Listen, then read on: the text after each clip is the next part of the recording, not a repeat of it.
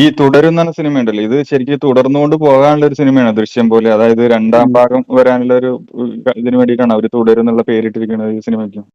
അല്ല, അതില് അത് ഈ തുടരും എന്നുള്ള ടൈറ്റിലും ഇതിന്റെ ഒരു രണ്ടാം ഭാഗമായിട്ടൊന്നും എനിക്ക് അങ്ങനെ ഒരു ഫീലിംഗ് ഒന്നും തോന്നിയിട്ടില്ല. പക്ഷെ ഞാൻ ആസ് എ പേഴ്സൺ ഞാനൊരു കാര്യം പറയാം.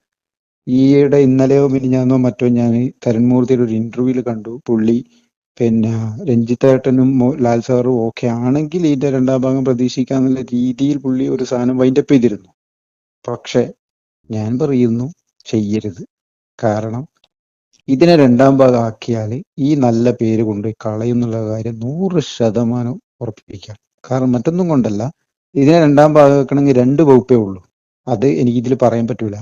ആ 2 കാര്യവും സിനിമയിൽ ഇനി കാണിച്ചു കഴിഞ്ഞാൽ 100% ഈ ഉണ്ടാക്കിയ പേര് കൊണ്ടുപോയി നശിപ്പിക്കല. ഇപ്പൊ കാരണം ഇത് ഇവിടെ അവസാനിപ്പിക്കുക. തുടരും എന്നുള്ളത് എന്തിനാ തുടരുന്നെന്നുള്ളത് അവർ തന്നെ എഴുതി കാണിച്ചിട്ടുണ്ട്. ആ തുടരും മതി. അത് നല്ലൊരു ക്യാപ്ഷനാ. അവര് തുടരുന്നു കൊടുത്ത ഒരു സാധനമുണ്ട് സിനിമയിലുണ്ട്, കാണുമ്പോൾ നിനക്കും മനസ്സിലാവും. അത് അങ്ങനെ മതി, അങ്ങനെ തുടർന്നോട്ടെ. അത് നല്ല നല്ല ക്യാപ്ഷനാ, സൂപ്പറായിട്ട് അവസാനിപ്പിച്ചത്.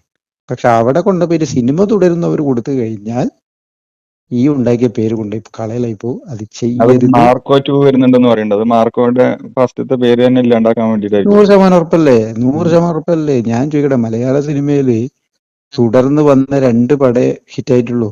ഹിറ്റ് എന്നല്ല, പ്രേക്ഷകർ ഏറ്റെടുത്തിട്ടുള്ളൂ. അത് ഒന്ന് രാവണപ്രഭു.